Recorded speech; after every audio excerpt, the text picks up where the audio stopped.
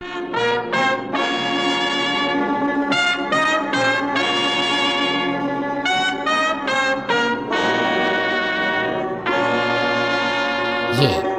सिर्फ लाल पत्थर से बनी कोई इमारत नहीं है। इसका बनना इतिहास में एक बड़ी घटना थी और इसने अपने निर्माण से लेकर अब तक ऐसी ऐसी घटनाओं को देखा है जिन्होंने इतिहास का रुख बदल दिया। ये है दिल्ली का लाल किला।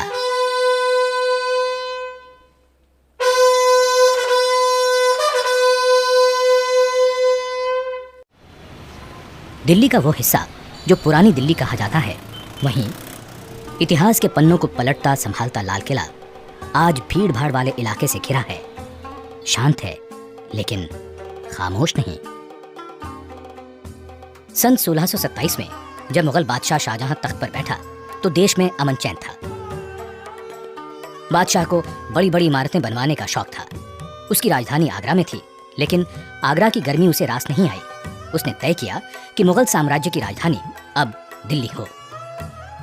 काफी सोच विचार के बाद तालकटोरा बाग और रायसीना पहाड़ी का चुनाव नए शहर के लिए किया गया, लेकिन बादशाह के दो नामी कारीगर उस्ताद हमीद और उस्ताद अहमद ने यमुना के किनारे खुले मैदान को किले के निर्माण के लिए बिल्कुल सही बताया।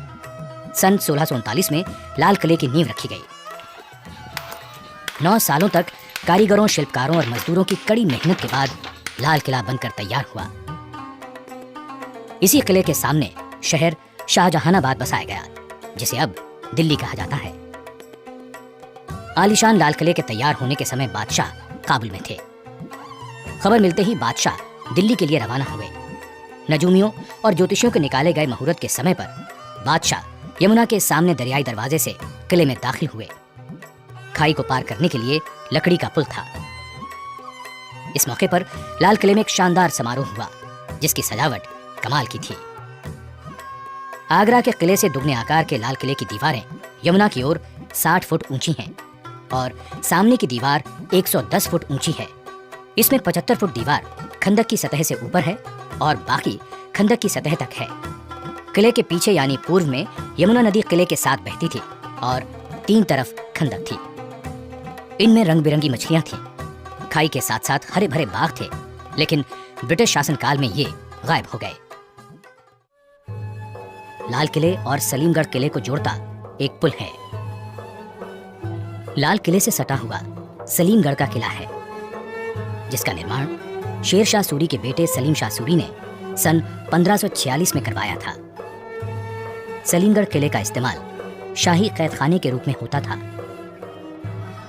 लाल किले की प्राचीर का निर्माण नक्कार खाने की 2 मंजिला इमारत पर। बीच में एक चौक था, जिसका सरोवर अब मैदान बन चुका है। चौक के इर्द गिर्द मनसबदारों, सामंतों के मकान, दफ्तर और बैठकें थीं, जो अब धूल में मिल चुके हैं। चौक से जरा आगे बढ़ते ही नक्कार खाने का दरवाजा है, जिसे हथिया पोल कहते थे। कुछ कहते हैं इसका ये नाम इसलिए पड़ा क्योंकि दरवाजे के दोनों ओर पत्थर के हाथी खड़े थे। इस दरवाजे से आगे किसी को भी अपनी सवारी में बैठकर जाने की इजाजत नहीं थी, सिर्फ शाही खानदान के सदस्यों को छोड़कर। नक्कार खाने में हर रोज 5 बार नौबत बजती थी।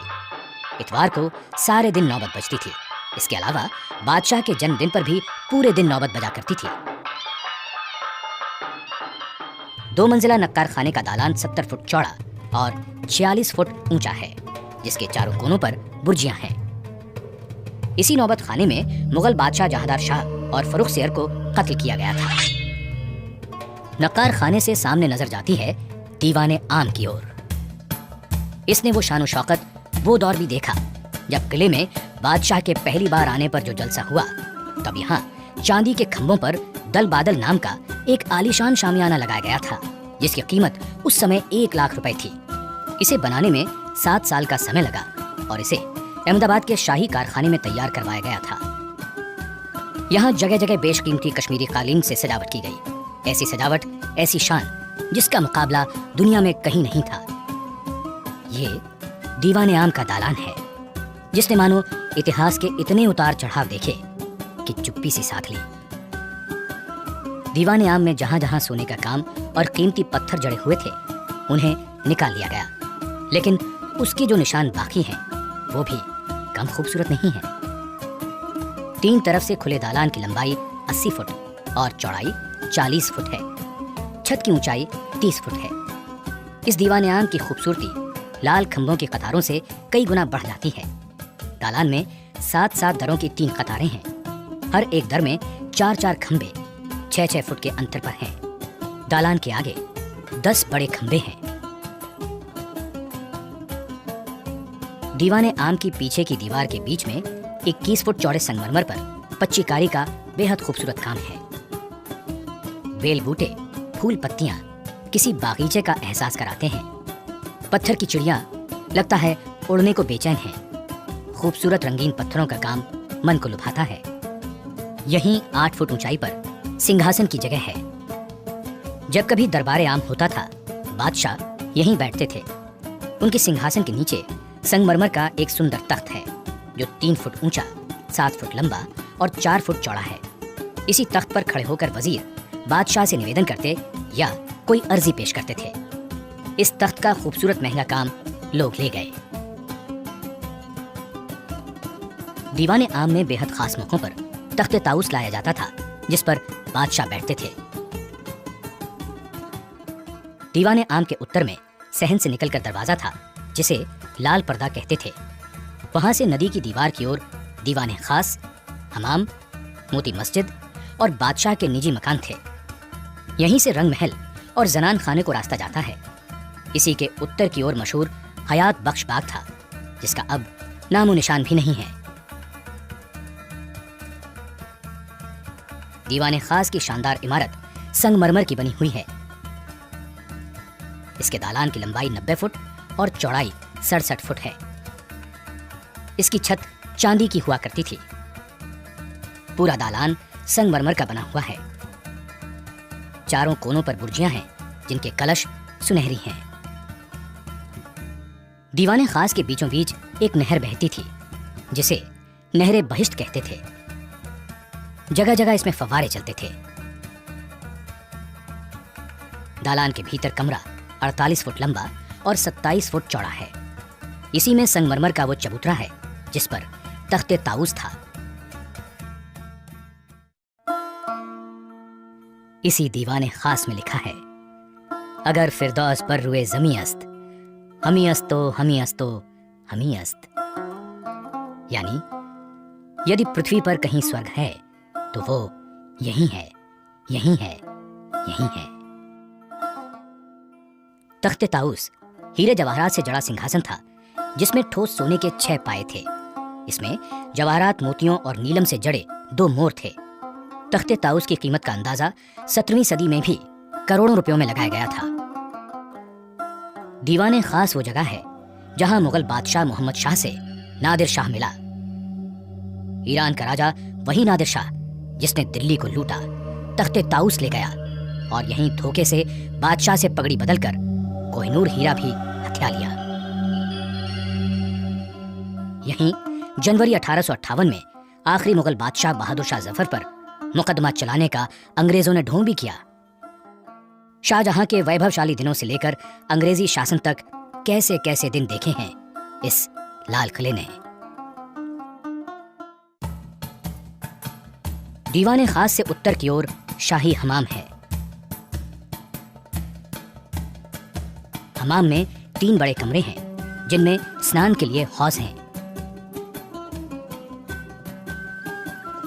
इस हमाम की दीवारें और फर्श को कीमती रंगीन पत्थरों से सजाया गया है।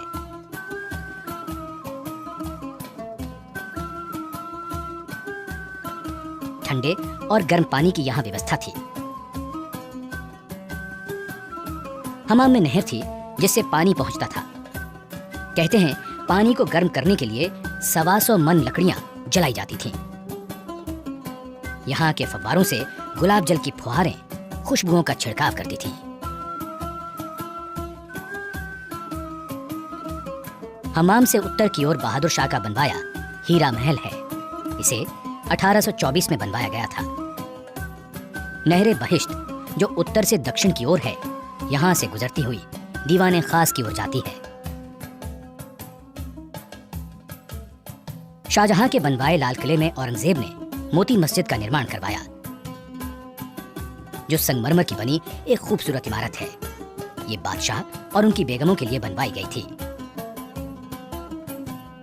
मस्जिद में दाखिल होने के लिए पीतल का दरवाजा है। मस्जिद के तीनों गुंबद संगमरमर के बने हुए हैं। सन 1842 में बहादुर शाह ने जफर महल का निर्माण कराया, जो लाल पत्थर का है। ये मेहताब बाग के हौज के बीचों बीच है। इसमें आने जाने के लिए एक पुल भी था। 1857 के बाद ये हौज फौजियों के तैरने के लिए बना दिया गया। दीवाने खास के दक्षिण में संगमरमर के बने खास महल के बीच से नहर बहती थी। तस्बीह खाना, ख्वाबगाह और बड़ी बैठक इस संगमरमर के महल की 3 तस्वीरें हैं। तस्बीह खाना बादशाह के एकांत क्षणों में इबादत का गवाह होने के साथ वैभव का भी प्रतीक है। यहाँ दीवार के बीच में संगमरमर का तराजू है और वहां लिखा है मीज़ाने अदल, यानी न्याय का तराजू। तारों का झुरमुट तराजू को घेरे हुए है और इसी तारों के झुरमुट से निकलता हुआ चांद भी देखा जा सकता है। पच्चीकारी और खूबसूरत जालियों का शिल्प बरबस ही मन को मोह लेता है। तस्बीह खाने में से शयन कक्ष का रास्ता है। इन सभी कमरों में पच्चीकारी का खूबसूरत काम है। जगह जगह कीमती पत्थर और नगीने लोग निकाल कर ले गए। नहरे बहिश्त में बने संगमरमर के हौज में फूल पत्तियां पच्चीकारी की शक्ल में बिखरी पड़ी हैं। इनके बारीक सुराखों से फव्वारे निकलते थे। नहरे बहिश्त यहां से आगे रंग महल की ओर चली जाती हैं। ख्वाबगाह की पूर्वी दीवार की ओर गुंबद वाला बरामदा है। यहाँ 8 कोणों वाला कमरा है जिसके ऊपर गुंबद है। ये मुसम्मन बुर्ज है। इसी के नीचे यमुना की ओर दरियाई दरवाजा है, जिससे बादशाह शाहजहां बड़ी धूमधाम से पहली बार इस किले में दाखिल हुए थे। यहीं झरोखे से बादशाह जनता को दर्शन दिया करते थे। मुसम्मन बुर्ज से ही 1857 में आखिरी मुगल बादशाह ने सामने के मैदान में खड़ी क्रांतिकारियों की फौज से बात की थी। पुराना मुसम्मन बुर्ज अब नहीं रहा। ये बुर्ज 1857 के बाद का बना है। पुराने बुर्ज पर सोने का पत्थर चढ़ा था। दीवाने आम के ठीक पीछे आलीशान रंग महल है। इसका सहन बहुत चौड़ा है। 13 दालान 5 हिस्सों में बटा हुआ है। नहरे बहिश्त इसके बीच से बहती थी, जो इसे ठंडा रखती थी।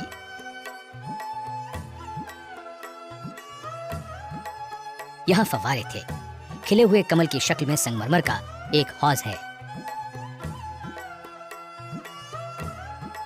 इस महल की छत चांदी की थी, जिसे उखाड़कर तांबे की लगा दी गई और बाद में तांबे की भी छत उखाड़कर लकड़ी की सिंदूरी रंग की छत लगा दी गई। मुगलों के ऐशो आराम का रंग महल 1857 के बाद इसे अंग्रेजों ने रसोई घर बना डाला। जिस रंग महल को ठंडा रखने के लिए कितने जतन किए जाते थे, वहीं अंग्रेजों ने आग जला दी।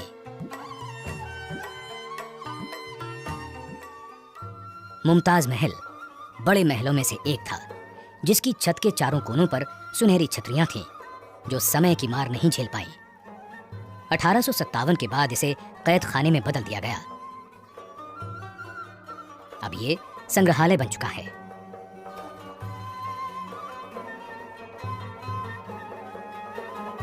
मुमताज महल के आगे दक्षिण में बहुत बड़ा असद बुर्ज है।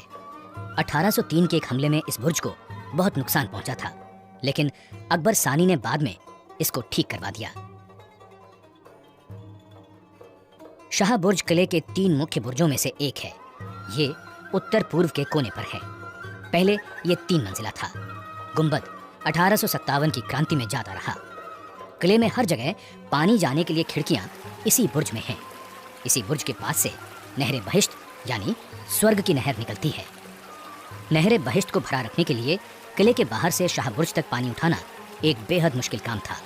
ये पानी संगमरमर की चादर से टकराकर हौज में गिरता था और वहां से नहरे बहिश्त में समा जाता था। इधर शाह बुर्ज के कमरों में पानी की कलकल गूंजती रहती थी। हयात बख्श बाग के मैदान में संगमरमर की 2 इमारतें सहेलियों की तरह बतियाती मालूम पड़ती हैं और ऐसा लगता है इनकी बातें जल महल चुपचाप सुनता रहता है।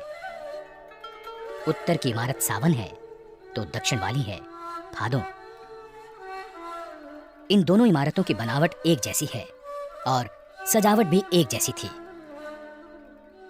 पानी गिरने से इनमें से जो आवाज होती थी वो बारिश जैसी लगती थी। लाल किला मुगलों के जमाने से ही सत्ता का प्रतीक रहा। मई 1857 में जब अंग्रेजों के खिलाफ विद्रोह हुआ तब क्रांतिकारियों ने आखिरी मुगल बादशाह बहादुर शाह जफर के नेतृत्व में आजादी के पहले आंदोलन का बिगुल यहीं से बजाया था। 1857 में जब लाल किला अंग्रेजों के कब्जे में आया उसके बाद इसमें बहुत सी तब्दीलियां आईं। किले की कई इमारतों को ढांकर फौजियों के लिए बैरक बनवा दी गईं। लाल किला अब बादशाह का आलीशान महल नहीं रहा, वो अब अंग्रेजी फौज की छावनी बन गया था। फिर 1940 के दशक में नेताजी सुभाष चंद्र बोस ने चलो दिल्ली का नारा दिया और लाल किले पर तिरंगा फहराने का आह्वान किया। इसी लाल किले में आजाद हिंद फौज के अफसरों पर अंग्रेजों की ओर से मुकदमा भी चलाया गया। आजाद हिंद फौज के अफसरों को यहीं कैद करके रखा गया था। इस ऐतिहासिक मुकदमे में पंडित नेहरू, भूलाभाई देसाई और कैलाश नाथ काटजू बचाव पक्ष के वकील थे। उस वक्त ये नारा देश भर में गूंजा था, लाल किले से आई आवाज, सहगल, ढिल्लों, शाहनवाज। लाल किला मुगल साम्राज्य के वैभव, शान शौकत, विलासिता और गौरव का गवाह है तो उसने मुगलिया सल्तनत के पतन को भी देखा है। बादशाहों की मजबूरियों पर आंसू बहाए हैं, जालिमों के जुल्म और लुटेरों की लूट दर्ज की है। अंग्रेजों के खिलाफ एक बादशाह के नेतृत्व में क्रांतिकारियों को लड़ते देखा है। आजाद हिंद फौज के अधिकारियों और जवानों पर मुकदमे की बहस को सुना है। स्वाधीनता के लिए देश से उठती आवाजें भी इसके कानों तक पहुंची हैं। और यही लाल किला आजादी मिलते ही मानो सबकी यादों में बस गया जब इसकी प्राचीर से पहले प्रधानमंत्री ने तिरंगा फहराया था।